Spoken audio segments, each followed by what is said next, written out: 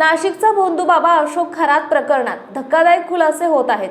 अशोक खरात याचे हैराण करणारे व्हिडिओ व्हायरल झाल्याने एकच खळबळ उडाली। या दरम्यानच आता सामाजिक कार्यकर्त्या अंजली दमानिया यांनी मोठे गौप्यस्फोट केलेत।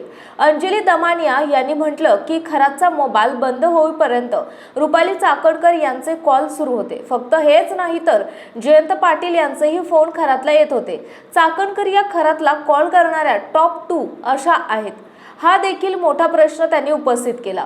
अशोक खरात आणि रुपाली चाकणकर यांचे अनेक फोटो आणि व्हिडिओ पुढे आले। काही व्हिडिओमध्ये तर रुपाली चाकणकर या चक्क अशोक खरात याचे पाय धुताना दिसल्या। या प्रकरणानंतर रुपाली चाकणकर यांना थेटपणे महिला आयोग अध्यक्षपदाचा राजीनामा द्यावा लागला। नुकताच बोलताना अंजली दमानिया यांनी म्हटलं की फक्त रुपाली चाकणकरच याच नाहीत तर त्यांच्या कुटुंबातील अनेक जण अशोक खरात याच्या संपर्कात होते। लोक उठता बसता खरातला फोन करायचे। प्रतिमा चाकणकर यांनी म्हटलं की आम्हाला कोणी चौकशीसाठी बोलवले नव्हते। या प्रकरणानंतर रुपाली चाकणकर यांना लगेचच SITने चौकशीला बोलवणे अपेक्षित होते।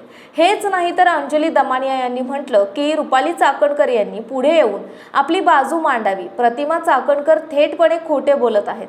त्यांनी म्हटलं की चौकशीसाठी आम्हाला नोटीस आली नाही पण त्या खोटे बोलत आहेत। त्यांना चौकशीसाठी बोलवण्यात आले होते। सगळे लोक धादांत खोटे बोलतायत। दीपक केसरकर आणि खरात यांच्यात 19 कॉल झाल्याचे मोठे विधान अंजली दमानिया यांनी केलं। या दरम्यान त्यांनी काही फोटोही दाखवले। चाकणकर यांना चौकशीसाठी का बोलवले जात नाही असा प्रश्न उपस्थित केला जातोय। टॉप 10 फोन नंबर आहे। जास्त वेळ खरातांशी बोलले त्यात खरातची मुलगी पहिल्या नंबरवर आहे। समजू शकते दुसऱ्या नंबरवर रुपाली चाकणकर आहेत। महत्त्वाच्या बातम्या पाहण्यासाठी आजच आमच्या महाराष्ट्र लाईव्ह वरला सबस्क्राईब करा आणि बेल आयकॉन प्रेस करा। तसेच Instagram आणि Facebook वर फॉलो करा।